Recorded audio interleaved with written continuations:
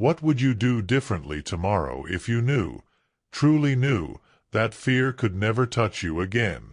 Think about it honestly. Would you finally start the business? Have the conversation you've been avoiding for months? Step into the arena you've been watching from the sidelines, rehearsing what you'd do if only the timing were right, if only you felt ready, if only the fear would go away? Here's the brutal truth most people never confront. The fear doesn't go away. It never did for anyone who accomplished anything worth remembering. The warriors who shaped history, the artists who changed culture, the leaders who moved nations, every single one of them was afraid. The difference between them and everyone else wasn't the absence of fear. It was the relationship they built with it. No one understood this more completely than Miyamoto Musashi, the 17th-century Japanese swordsman who fought over 60 duels and never lost a single one. Born in 1584, Musashi didn't inherit a title or a throne. He was the son of a martial artist, largely self-taught, and by the age of 13 he had already killed his first opponent in combat. By 29, he had survived encounters that should have ended his life a dozen times over. He went on to become a painter, a sculptor, a strategist, and a philosopher, and he spent the final years of his life in a cave writing the Book of Five Rings, one of the most penetrating texts on strategy, discipline, and the mind ever produced. Musashi didn't write a self-help book. He wrote a manual for mastery. And woven through everything he recorded is a philosophy for dismantling fear, not by running from it, not by suppressing it, but by understanding it so deeply that it loses its power over you entirely. These are 13 rules drawn from his life, his writings, and his philosophy. Read them slowly. They were paid for in blood. Rule 1. Accept that death is always possible. Then stop caring about it. Musashi's first and most foundational principle was the acceptance of mortality. He wrote in the Book of Five Rings, "The way of the warrior is resolute acceptance of death." This wasn't nihilism. It was liberation. Most fear is, at its root, a fear of loss. Loss of life, loss of status, loss of comfort, loss of what we've built. When Musashi walked into a duel, he had already made peace with the possibility that he would not walk out. That acceptance didn't make him reckless. It made him extraordinarily clear. When you stop gripping so tightly to outcomes, your mind stops running worst-case scenarios every waking moment. You enter situations with presence rather than panic. The samurai called this shurzen, naturalness, the state of acting without internal interference. It begins the moment you make peace with the worst that can happen. Practice. Identify the worst realistic outcome of the thing you fear most right now. Write it down. Sit with it. Ask honestly, could you survive it? Could you rebuild? In most cases, the answer is yes, and that's where your freedom begins. Rule 2. Do not pursue pleasure for its own sake. This rule sounds ascetic, even punishing, but its purpose is precision. Musashi lived with extraordinary simplicity.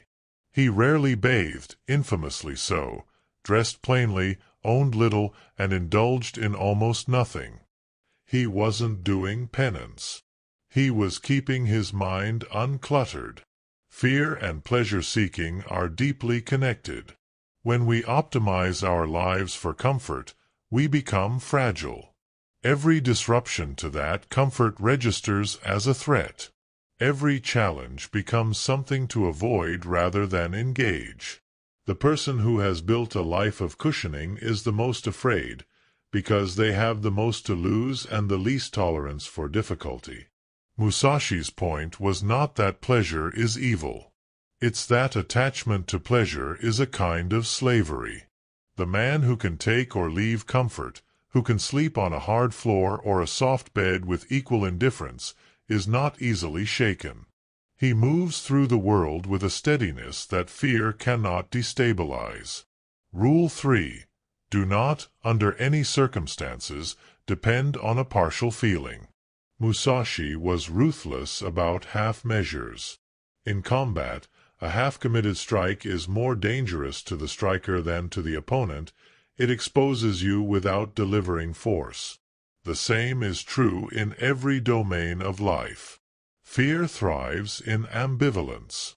When you're half in and half out, half committed to the relationship, half committed to the career path, half committed to the decision you made, fear fills every crack of uncertainty. It whispers in the space between your full yes and the exit you're keeping open. The cure is total commitment. Not recklessness. Musashi was a meticulous strategist, but a deliberate, conscious, total engagement with whatever path you've chosen. When there is no retreat plan, the mind stops calculating retreat. It focuses entirely on winning from where it stands. Rule 4. Think lightly of yourself and deeply of the world. This is perhaps the most counterintuitive rule in Musashi's philosophy, especially in an era obsessed with self-image and personal branding. His instruction is to think lightly of yourself, to hold your ego loosely, to stop treating your reputation as a fragile artifact to be protected at all costs. Most social fear, fear of embarrassment, fear of judgment, fear of failure in public, is ego fear. It's not the event we're afraid of, it's what the event will say about us. And because we've made our self-worth identical to our performance, every setback feels existential.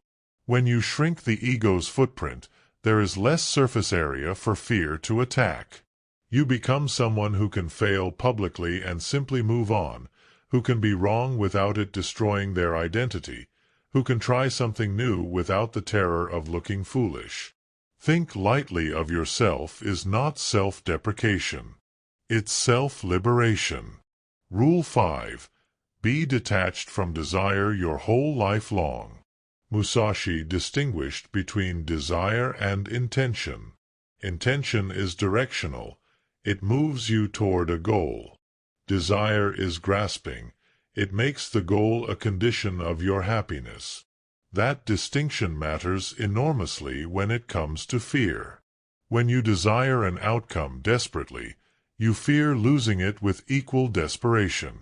The entrepreneur who needs this venture to succeed is paralyzed by that need. The athlete who needs the gold medal chokes under its weight. The person who needs to be loved grips so tightly they drive people away. Musashi advocated for engaged dispassion.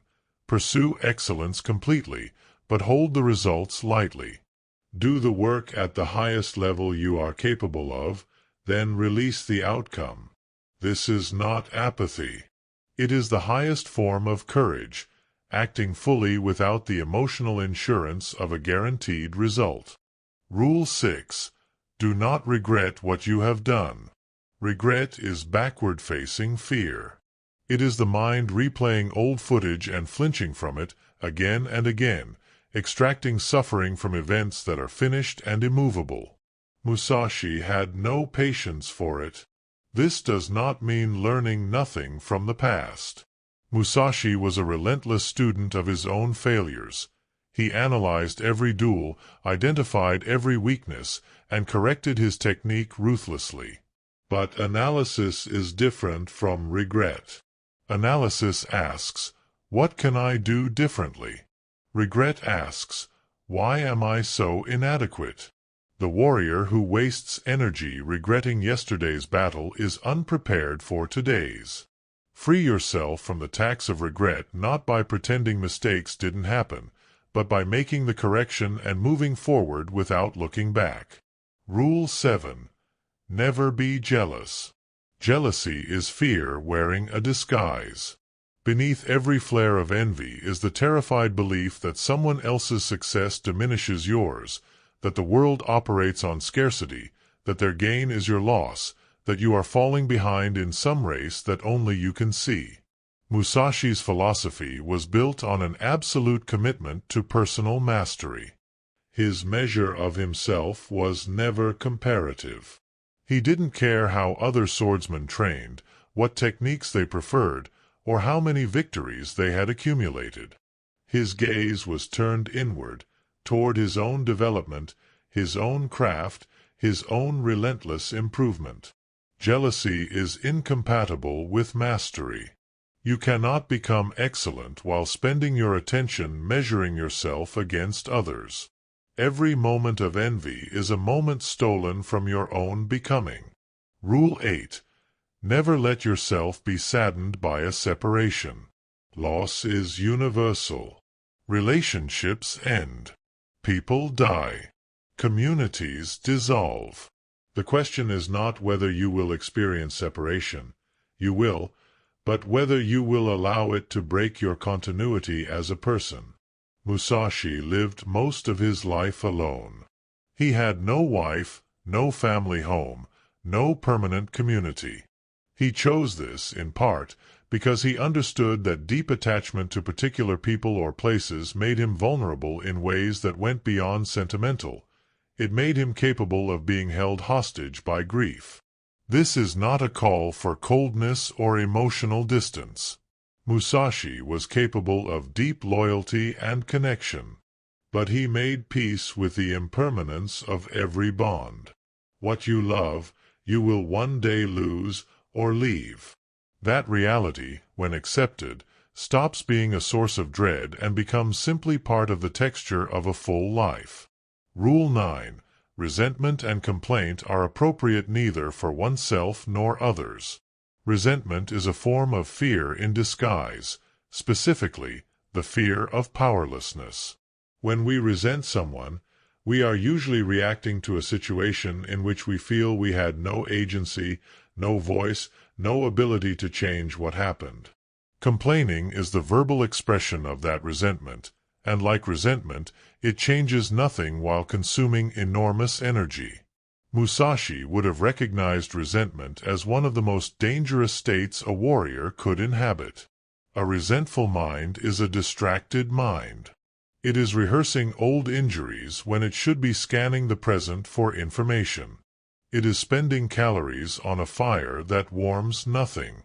The antidote is radical responsibility. Not the naive belief that everything is your fault, but the warrior's choice to ask, what can I do about this? In every situation, regardless of whether you caused it. That question returns power to you. Resentment surrenders it. Rule 10. Do not act following customary beliefs. This rule requires courage of a particular kind, intellectual courage. The easiest path through life is to do what everyone around you does, believe what they believe, want what they want. The social pressure toward conformity is so strong that most people never even notice they are following a script written by others. Musashi broke from tradition constantly. He fought with two swords when convention demanded one. He arrived late to duels, deliberately, to psychologically destabilize opponents, when honor codes demanded punctuality. He pursued painting and poetry when warriors were expected to stick to martial arts. He questioned everything, not for the sake of rebellion, but because he trusted his own direct experience over inherited doctrine. Fear often hides inside customs. This is how it's done. This is what people like us do. These phrases are fear wearing the mask of wisdom. Musashi's challenge is to interrogate every assumption and keep only what holds up under honest scrutiny. Rule 11. Develop intuitive judgment and understanding for everything. Musashi trained obsessively, not just in sword technique, but in perception. He wanted to see what others missed, to read situations before they fully unfolded, to move from intuition rather than calculation when calculation was too slow. Modern psychology confirms what Musashi knew experientially. Deep expertise creates pattern recognition that bypasses conscious analysis. The master doesn't think their way through a crisis. They feel the right response because they have internalized thousands of variations of that situation through practice. Fear, in many cases, is the product of uncertainty. When you don't know what to do, your nervous system floods with alarm signals. The antidote to that uncertainty is not more thinking, it's more preparation. The person who has rehearsed their response to difficulty again and again, until the response becomes instinctive, enters challenges from a place of readiness rather than panic. Rule 12. Do not collect weapons or practice with weapons beyond what is useful. This rule is about focus and the danger of accumulation. In Musashi's time, some warriors collected rare weapons, elaborate armor, and martial artifacts as signals of status. He considered this a distraction, worse than that, a trap. The modern version of this trap is the preparation loop. The person who spends years gathering credentials, tools, skills, and resources before finally beginning the work. They are preparing to be unafraid rather than simply acting in spite of fear. Musashi was minimalist in his equipment precisely because he knew that excellence comes from depth, not breadth. One sword, mastered completely, is infinitely more powerful than 10 swords handled adequately. One skill, developed to an extraordinary level, creates more forward momentum than 10 skills developed casually. Cut what is unnecessary. Go deep rather than wide. The discipline of subtraction is itself a cure for fear, because the more you own, the more you have to lose. Rule 13. Do not fear death. We return, finally, to where we began, because Musashi returns there too. This last rule is not merely a repetition of the first. It is a culmination. Every rule before it has been, in some way, preparation for this one. The fear of death is the master fear. It underlies the fear of failure, which is a kind of symbolic death, the fear of rejection, which is the death of belonging, the fear of change, which is the death of the self you currently know. When you make genuine peace with actual death, not as an abstraction, not as a distant philosophical concept, but as a concrete reality that may arrive at any moment, every lesser fear becomes manageable by comparison. Musashi wrote the Book of 5 Rings in a cave, alone, knowing he was dying. He had accomplished everything he set out to accomplish. He had never run from a challenge, never compromised his principles out of fear, never allowed his life to be organized around avoidance. And in his final days, he wrote a manual so that others might find the same freedom. The integration, what Musashi was really saying. Strip away the historical context, the sword fighting, the feudal Japan framing, and what Musashi's 13 rules amount to is a unified philosophy of non-attachment combined with total commitment. He is not asking you to stop caring. He is asking you to stop clinging. The distinction is everything. You can care deeply about your work without needing it to succeed to feel okay about yourself. You can love people deeply without requiring them to stay forever. You can pursue excellence without measuring your worth against others. You can act boldly without guarantees. You can be mortal and still be free. Fear is not your enemy. It is your nervous system doing its ancient job, scanning for threats and alerting you to prepare. The problem arises when the threat detection system is calibrated for a world of physical danger, but applied to a world of social, psychological, and existential challenges. It misfires constantly. It screams wolf when there is no wolf. Musashi's rules are a recalibration. They train you to distinguish between the fears worth heeding and the fears that are simply the noise of an untrained mind. They ask you to do the difficult, counterintuitive work of moving toward discomfort rather than away from it, not because discomfort is good, but because the practice of voluntary difficulty is the only reliable way to stop being ruled by involuntary fear. Begin here. You do not need to become a 17th-century swordsman. You do not need to live in a cave or swear off pleasure or challenge someone to a duel. What Musashi's philosophy asks of you is simpler and harder than any of that. Act anyway. Feel afraid and act anyway. Then act again. And again. The 13 rules are not a destination. They are a daily practice, a set of internal postures you return to every time fear arrives, which it will. Regularly. Reliably. Without apology. The warrior's relationship with fear is not one of conquest. It is one of companionship. You learn to walk with it, work alongside it, and refuse to let it drive. Musashi fought his last duel at 29. He spent the next 32 years of his life going deeper into everything he had already mastered, not because he had more to prove, but because depth itself was the point. The goal was never the victory. The goal was the way, the ongoing, lifelong practice of becoming someone who cannot be stopped by their own mind. That person is available to you. They are not waiting for the fear to leave. They know, as Musashi knew, that the fear never leaves. They go anyway. You must understand that there is more than one path to the top of the mountain. Miyamoto Musashi, The Book of 5 Rings.